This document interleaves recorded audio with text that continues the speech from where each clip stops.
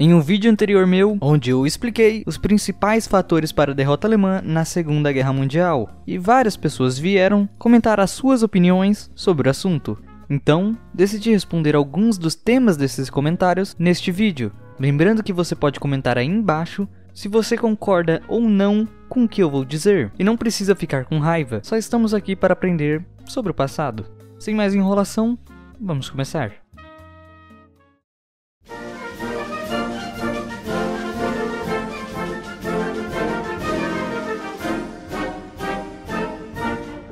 Em 1940, após os alemães conquistarem a Polônia, Dinamarca e Noruega, eles começaram a sua nova ofensiva no oeste, uma invasão contra a França, Bélgica e Holanda. Os aliados acreditavam que os alemães iriam atacar a Bélgica e a Holanda por dentro, já que uma invasão pela região de Ardenas seria difícil ou impossível, isso por ser uma região de colinas montanhosas e de florestas densas. Mas enquanto os aliados se preocupavam com isto, uma outra força de tanques alemães avançavam pela tão inesperada Ardenas em um ataque de pinça com o objetivo de encurralar as tropas aliadas. Esse ataque foi conhecido como Plano Manstein. Durante a preparação do ataque, um avião de reconhecimento francês avistou a movimentação de soldados, tanques e veículos alemães. Ao retornar, a tripulação do avião avisou aos comandantes sobre a estranha posição alemã. Eles simplesmente não acreditaram e ignoraram o aviso, abrindo as portas para o desastre. Quando o Plano Manstein foi executado,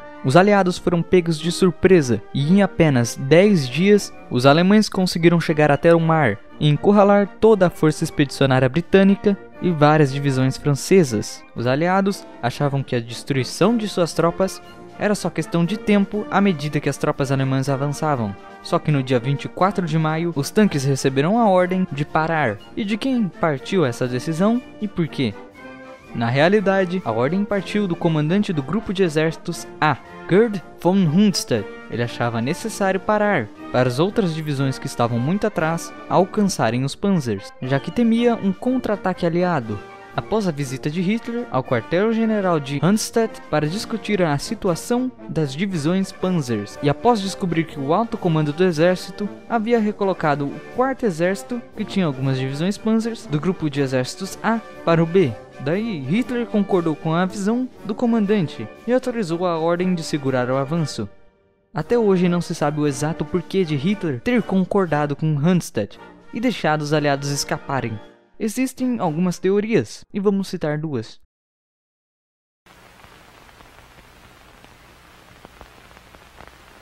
A mais conhecida é que Hitler queria uma paz com os britânicos, então deixou eles fugirem para usar isto em seu favor nas conversas diplomáticas. Mas essa teoria não é muito boa, pelo simples motivo que, pensando um pouco, é muito melhor destruir o exército do inimigo do que deixar ele fugir se você quiser forçar um acordo de paz.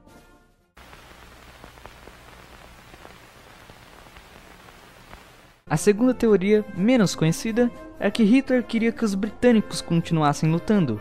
Se os britânicos firmassem a paz, a União Soviética poderia perceber o perigo e começar a se armar e fortificar a fronteira. Com os britânicos em guerra com a Alemanha, Stalin não imaginaria que Hitler fosse iniciar uma guerra em 2 frontes, e assim ele conseguiria enganar o ditador soviético por um tempo, até a sua futura invasão no território russo. A maior falha da primeira teoria é simplesmente o fato de que Hitler não queria deixar os britânicos fugirem intactos. A Marinha e Força Aérea Alemã foram ordenadas a atacar os navios e tropas britânicas nas praias. Os alemães também usaram munições de artilharia e bombas com fusível de tempo sobre as praias, já que a munição convencional se enterrava na areia e causava danos mínimos. A segunda teoria, embora não muito conhecida, faz um sentido maior. No nível tático, a ordem de parar pode parecer estúpida, mas no nível estratégico, manter os britânicos na luta e enganar os russos até o momento do ataque, para assim invadir e conseguir o vasto território do leste que Hitler tanto desejava. Isso pode ser considerado uma boa escolha se analisarmos a situação econômica alemã, com a falta de petróleo e outros recursos fundamentais, como comida.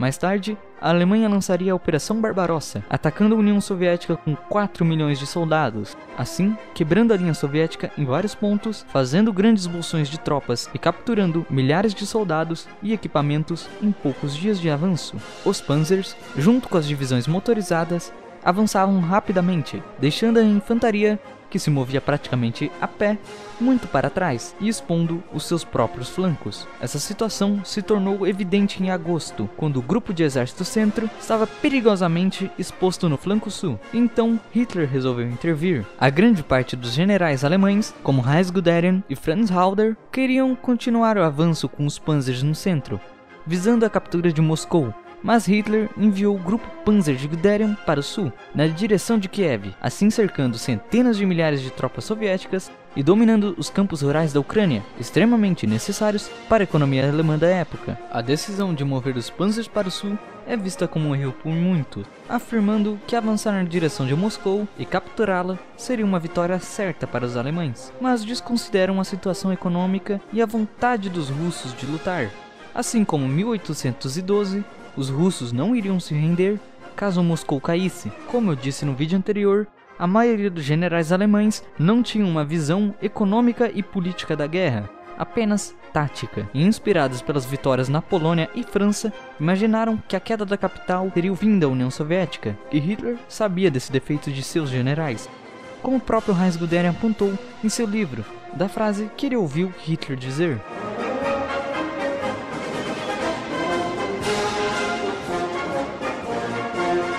É importante saber que nessa época a Alemanha passava por uma crítica falta de comida, o que fazia a Ucrânia, com seus vastos campos rurais, extremamente necessária para a sobrevivência do Terceiro Reich, e avançar na direção de Moscou só iria expor o flanco dos grupos de exército centro e dificultar ainda mais a captura de Kiev e todo o vasto terreno da Ucrânia. A campanha do Cáucaso é onde mais se aponta erros de Hitler, principalmente quando nós referimos a Stalingrado. Mas será que Hitler realmente fez escolhas ruins, considerando a situação que se encontrava? Vamos analisar.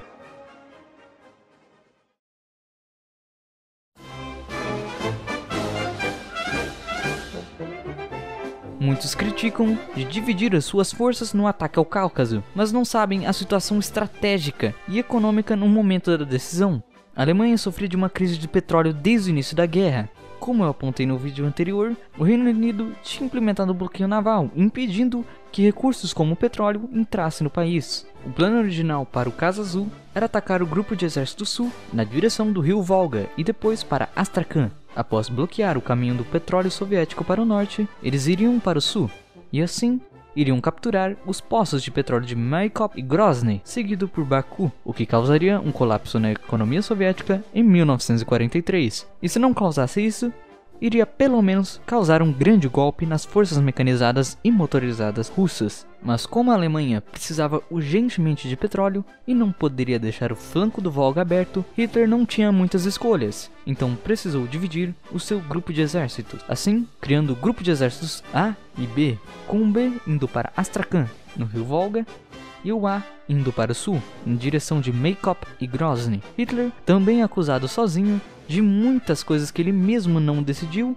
ou teve apoio dos generais que nas suas memórias escritas manipulam os fatos, como por exemplo a decisão de entrar em Stalingrado, que foi tomada pelos comandantes em campo quando já estavam nas portas da cidade, e recusar o recuo do 6º Exército em Stalingrado, decisão na qual foi apoiada por Manstein, afirmando que poderia quebrar o cerco da cidade, mas quando seu ataque falhou, resolveu botar toda a culpa para cima de Paulus e Hitler, tentando se livrar do peso da derrota. Outros argumentam que Hitler deveria ter investido mais em U-boats, que Donalds disse que apenas com 300 deles conseguiriam sufocar as ilhas britânicas, ao invés de prosseguir com o plano Z, que era a construção de uma grande frota para bater de frente com a marinha britânica. Mas novamente, o petróleo torna a ideia inviável. É bem improvável que na situação que os alemães se encontravam, eles conseguiriam manter 300 submarinos ao mesmo tempo, sem abrir a mão de importantes recursos em solo ou ar. Depois de analisar a situação econômica, militar e política alemã, é possível concluir que uma vitória alemã, de certa forma, era possível. Mas é claro, nós sabemos de todos os eventos que já ocorreram no passado, como os movimentos a serem feitos, as ordens certas a serem dadas e a disposição das forças de ambos os lados. É bem difícil imaginar uma vitória alemã da visão de um general da época, com centenas de opções estratégicas em sua mesa, sem saber com certeza o resultado final de cada uma delas. Então, sim, uma vitória alemã poderia acontecer, mas as chances eram tão pequenas que chegam a ser nulas. Essas foram as mais conhecidas e comentadas decisões de Hitler, que normalmente são vistas como erradas. Para entender mais estas decisões, recomendo que veja o artigo na descrição.